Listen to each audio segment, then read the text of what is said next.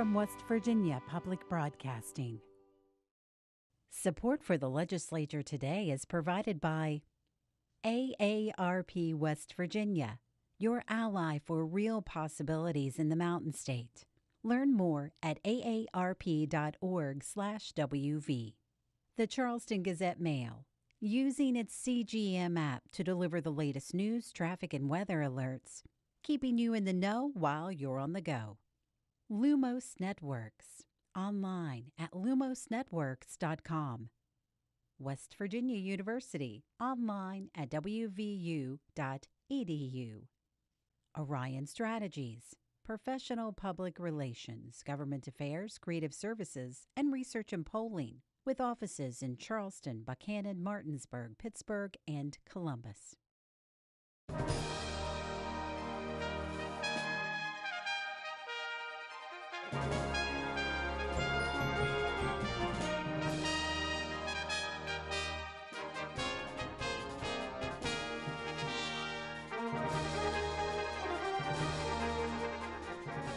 Good evening and welcome to the Legislature today. Late Friday evening, the House Education Committee passed its version of the 451 Comprehensive Education Reform Bill.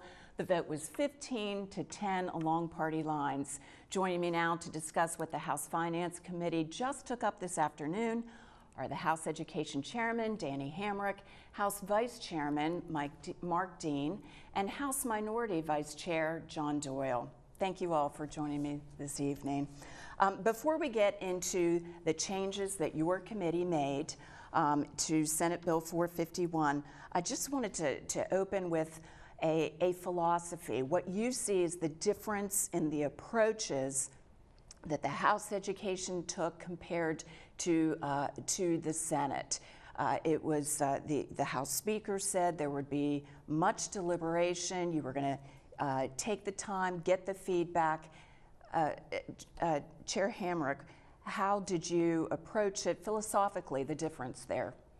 Yeah, I mean, I think coming into the process, all of us realized that the bill coming out of the Senate, it may need worked a little bit in the House. So we did, set it on a path to go through the normal committee process. It was sent to House Education, and we deliberated that bill for 3 days.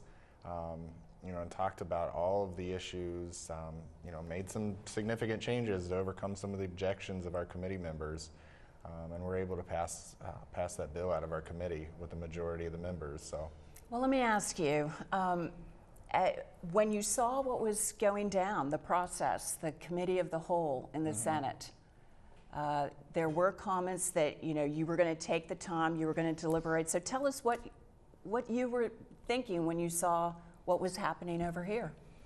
Yeah, I mean, I think personally, the committee of a whole process is actually maybe a little more, even a little more open than the normal committee process, just because every member of the body has a member to sit on that committee and hear from all of the stakeholders and everything. But I mean, I understand there were some outside views on that process. It may have been a little confused, and it may have not looked like the most open or the best thing going through the Senate. So we just decided to, sit down and go through this, the normal way, just by sending it to both committees in the House.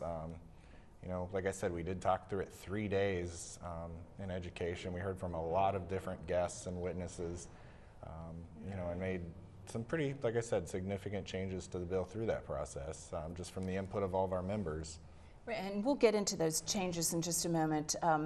Vice Chair Dean, so your thoughts as well on the process and the approach and the philosophy of what you ended up with.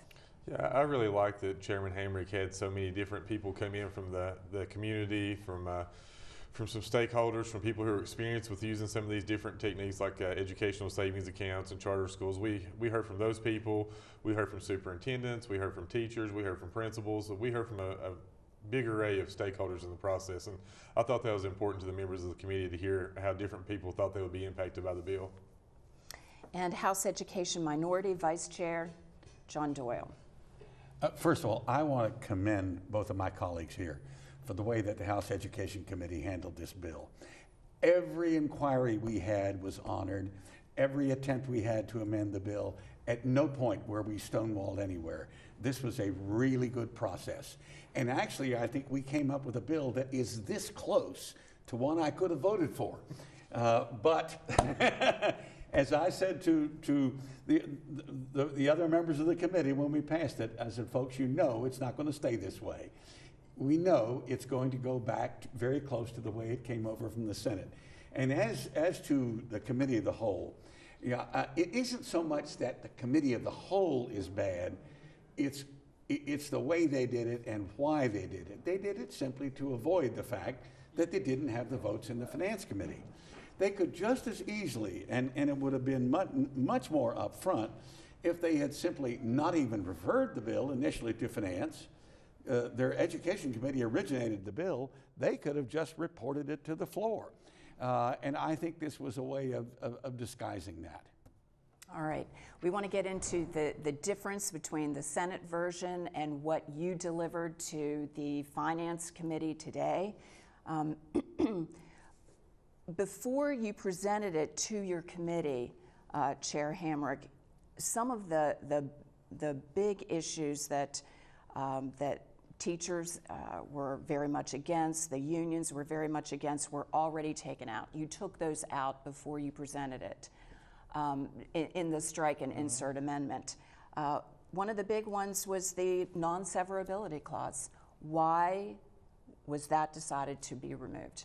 Yeah, I mean, and it does come back to this, this whole process of being, as much as we like it or don't like it, it is a political process. So, in discussions with the members of both sides of the aisle in the House, those were just two parts of the bill that, overwhelming majority were not supportive of, and they're just, with those things in the bill, there wasn't a way to move it forward.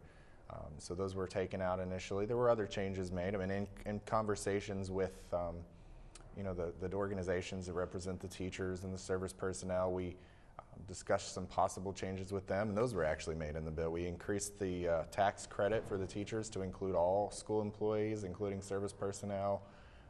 We increased the $500 year-end bonus to include all school employees instead of just teachers. So that was put in your strike and insert amendment? Yes, yeah, those were put in the strike and insert before it was presented to the committee.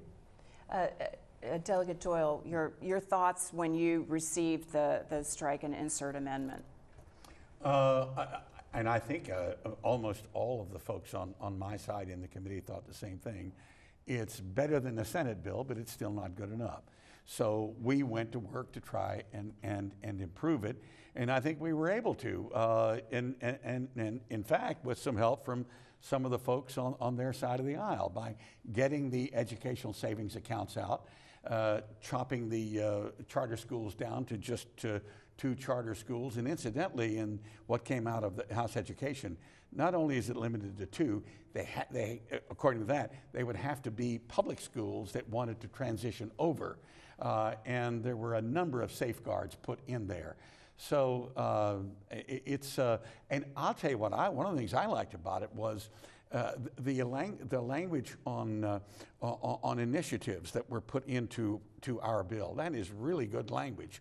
What do you mean? What do you call it? Innovation zones. Innovation zones. Yeah. We expanded the language on innovation zones, so it is much richer. Okay, you're going to have to tell us what the innovation zones are and what kind of money you put Mark, into that. I think you should do that. Yeah, I can do that. I don't know if you know this or not. I'm a principal. That's what I've been. I've been in public education for the past 16 years. The innovation zones were a pilot project the Department of Ed started several years ago, where schools could come to them with different ideas and say, hey, this is not really something that's in the normal scope of how public schools work, but we think this would work for our school. And they applied for a waiver and a grant. Well, the program's still in place, and several schools are still using the ideas that they came up with, but there's been no funding for that. In our version of the bill, we put $5 million towards that funding process, and I think that would have brought about some real changes. That's one of the things I've noticed on this that the House Finance has removed. They put somewhere for the funding to go, but there's no amount set for the funding. So I was kind of disappointed to see that change. Well, just to stay on that innovation zone for just a moment, we heard several people say, sounds like charter schools. I mean, that we have something that will allow for that innovation, that independence, gearing more toward the population that you have, perhaps smaller classrooms. We have a mechanism already in the public school system called the innovation zones. But it's still under the control of the elected county school board. That's the fundamental difference.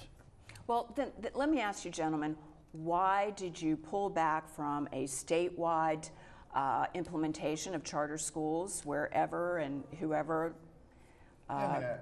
Yes, go ahead. And just to speak on that, a lot of it was, like I said, in conversations with members of the committee, just getting members to a point they could feel comfortable. Is this something that could be a pilot program to try to spur some new innovation, new innovative processes in the state? So that's why it was taken back to the way it was, just to try to get more members comfortable with it.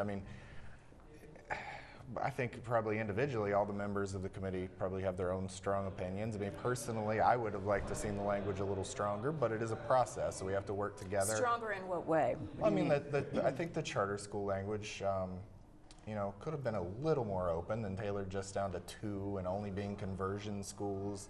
I do like the idea of starting it out as a pilot, sort of just trying it to see how it works, but I think it could have been maybe a little more open, but I understand the legislative process, and I'm happy to work with all my members of my committee and get to somewhere where we can compromise. I think I think I've heard the saying said a lot of times, if one person's happy and the other one isn't, it's not a very good bill, but if everybody is just a little bit unhappy, it's probably a good compromise. So I think that's sort of where we are.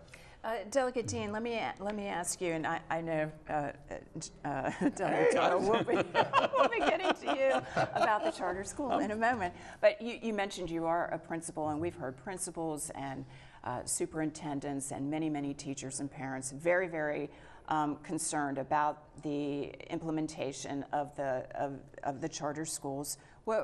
How do you feel, not as a legislator or as part of the leadership team, but as that principal? I was particularly concerned about it being from a rural area.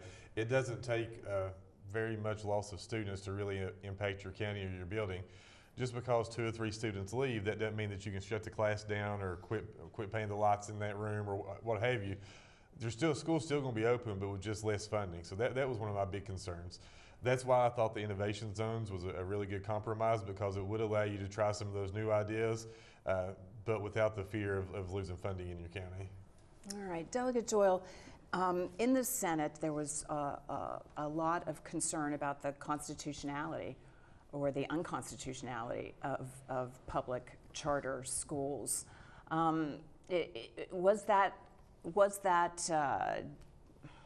debated? Was that looked into, deliberated about in House Education? There were a couple of questions asked about it, but most of us on the Democratic side focused on how good an idea this is. I think they're a bad idea for West Virginia. There are 6 states right now that have no charter schools at all, West Virginia being one. Look at the others: Vermont, North Dakota, Montana. These things do not work in rural areas. And let's face it, people in Charleston and Huntington think that they're cities. They're not cities. They're big towns. And we're one of the 2 or 3 most rural states in the Union. And that's why I think that going for charter schools is barking up the wrong tree. And I have seen no groundswell of opinion whatsoever, either in my district or in other parts of the state, that says we, the public, demand charter schools. Well, we've had, even as this program airs this evening, there's a second public hearing. We've had 2 public hearings on this bill here today. And I attended this morning's, and clearly there was more concern and more speakers speaking against Senate Bill 451 or whatever version it is now. But there were supporters too, wanting that innovation that comes along. But that's where innovation zones come in. If we try innovation zones, expand them, fund them, and it turns out they don't work, okay, let's have a debate about charter schools. But I think the innovation zones will produce just as much in the way of new ideas as charter schools will. I think one thing that kind of backs up what Delegate Doyle was saying is from the previous set of innovation zones, there's actually been some legislation passed to make those things statewide. Like one school wanted to, the dropout age used to be 16, and this one school district wanted to raise their dropout age to 17, and that was so successful that it's actually been passed into state law for the entire state to follow. So I think you saw some really good things coming from the innovation zones, and I think the expansion of that would be really good for our public education system. I mentioned the public hearings and what people were bringing to the podium today. Delegate Dean, I'd like you to comment further on something that you tweeted this weekend, and that was that no reform measure will ever improve student achievement, you wrote, in West Virginia until we address student attendance, parent apathy, and the extreme lack of access to mental health services in our schools and our communities. And we have heard that from every teacher and parent, the lack of mental health services or not enough of them.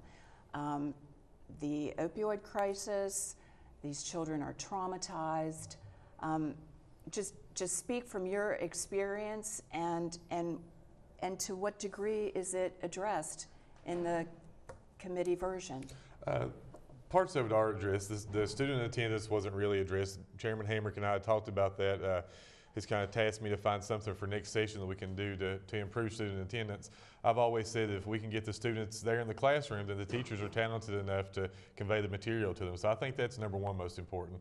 The mental health part of that actually was addressed in Senate Bill 51. It provided $24 million for what they call professional support services, which are things like counselors, social workers, school psychologists. So I thought that was one of the really shining lights of this bill, was that it does increase the access to those kinds of services. It does increase it, but you all heard in this last fall, the winter interim, one of the interims this past winter, excuse me, DHHR Secretary Bill Crouch estimated to address this need in our public school system, it would take $100 million to hire the appropriate amount of staff to address this need. So really, 24 million is really a scratch, really. Yeah, I mean, I understand that, and yeah, you really can't even begin to fathom what it would take to solve this issue at some times, because it is such a big problem in our state. I just think, this is a starting point. At $24 million, it does provide for at least one of those support personnel in every school. So whether it be a psychologist or a counselor, it would guarantee at least one for every school in the state. So I think that it is definitely a starting point. I just had a meeting a few moments ago before I came down here with representatives from DHHR about ways to provide more of that federal funding that comes down to DHHR to deal with the opioid crisis, provide more of that in the schools. So there's some issues there that need worked out. A lot of times from their point of view, I hear that a lot of times the schools just aren't billing Medicaid. They're just not utilizing the services that are actually available. So I think there's just some places here that we can get DHHR and the school system to work together to also help that problem. Even outside of DHHR, our county is doing something really neat right now. They've contracted with or not really contracted, made an agreement with a counseling service there in the community who comes out to the school, and with permission of parents, they can actually bill these people's insurance, and they're seeing kids in our school where it's easy to get to them, easy to have the conversations with them, and that's been very successful for Mingo County. I'm excited to see that off the ground. I'd like to introduce the three of you once again for our radio audience. We are speaking with House Education Chair Delegate Danny Hamrick of Harrison County, House Vice Chair Mark Dean of Mingo County, and House Education Minority Vice Chair John Doyle of Jefferson County.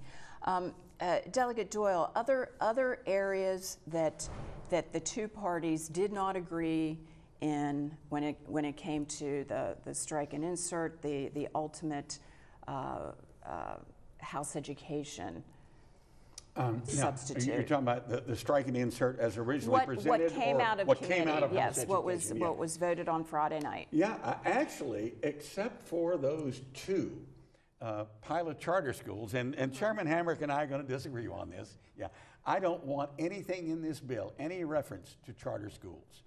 And if we could get that out, I could have voted for what passed out of House Education. Everything else they put in there, I think was pretty good. Yeah. One thing important to remember about the charter schools, the way that the final bill ended up was it had to be a conversion school, it had to be an existing public school, and it couldn't just be forced down their throat. They actually had to vote. The majority of the staff had to vote to be a charter school, and the majority of parents in that school would have to sign a petition to do the application for a charter school. So no matter how you feel about the charter school issues, this at least put some safeguards in place that it wasn't just going to be forced on some community. I agree with him on that. Chair Hamrick, as you know, on Saturday it was announced that teachers and school workers authorized an unspecified statewide work action sometime in the future if the union deems that appropriate. Have you had conversations with members or leadership of the West Virginia Education Association, the American Federation of Teachers, how they're feeling about where the process is right now? Yeah, I mean, I've had meetings with them and the speaker, and other members of leadership, and yeah, I mean, I definitely understand where they're coming from, but as I said, this is a process. It's a long process. Sometimes in the middle of that process, none of us really like the way a bill looks, but I think it's a process that we have to go through and get to the end before we make any decisions on whether or not we can support something. So we did take a lot of the concerns that the unions had and place some of those in the bill, and I'm definitely not closed-minded. I'm willing to listen, and I take the opinions of every teacher or professional employee in the state seriously and take those concerns to heart. Just because we may disagree on a few things, we are definitely listening and taking all those into consideration. Delegate Dean as well. Any feedback? Any thought as to how it was received, and is there buy-in yet? Well, I think it's really kind of hard to judge the buy-in until we see what the final version of the bill is. As soon as we got our version passed out on Friday night, you were already hearing grumblings from people, oh, the next place is just going to change it, the next place is just going to change it. So it's kind of hard to judge that buy-in until the process is closer to the finish line. I guess what we heard this morning in the public hearings is concern that while some of these things that they wanted removed, and your committee did indeed remove them, there's great chance that it could be put back once it goes back to the Senate. So, or even in House Finance. In the House Finance, exactly. Yeah. And so I'm wondering, how hard will the House fight for its version? I mean, the Education Committee, you mean? Mm-hmm. I think that's sort of up to the members of the committee. A lot of us have a little bit different viewpoint. I think there's a lot of good changes we did make to the bill, and I think some of those will definitely stay intact through the process. But working through this, every member is going to have to decide one way or another what they support, if they can, if they want, the changes made that happen in finance. Either way, we have to vote on either or both amendments on the House floor. So if one passes, the other one would be precluded. If the other one passes, or if that one fails, then we can vote on the second strike and insert amendment. But it's a process, and I think we'll come to a conclusion the majority of people can live with, and hopefully we can, keep the levels of stress down for as many people as possible. Well, I'm wondering, once it gets over to the Senate, whatever leaves the House, mm-hmm. if it's not the exact version, and it hardly looks like it will be, how hard will the House fight in conferees? Yeah, I mean, in the conference committee, I think, absolutely that, the House will, for the most part, stand for the House's position on the bill. It just depends on, I guess, which part. The Senate is going to want to keep some of the things intact in the bill, and I think as a House we got to understand that, at least to a point. But we'll see. We'll see what. That's kind of where we're at. It's sort of fluid right now. We have to see where it ends up by the time it gets to the floor, and then when it passes the House, and decide, whoever the conferees are, where we stand on that. It does still have to come back to the House for a vote after, so. look Delegate for a Doyle, lot of some final fireworks. thoughts. Look for a lot of fireworks on the floor in this discussion between the House Education version and the House Finance version. All right, we have another minute left. We'll let you, Delegate Dean, wind it up with your final thoughts. Yeah, I mean, I think that I just want to tell my friends out there in the education field, just be patient. Don't be too vigilant on what's going on, but keep yourself informed and you know, just pay attention to the process and what's going to come out of the final product. All right, terrific. Thank you, all three. House Education Chairman, Delegate Danny Hamrick, House Vice Chair, Mark Dean, and House Education Minority Vice Chair, John Doyle. Thank you all for being here You're tonight. welcome. Thank you. Really appreciate it. I'm Suzanne Higgins. For everyone here at West Virginia Public Broadcasting, thanks for watching. Have a great evening.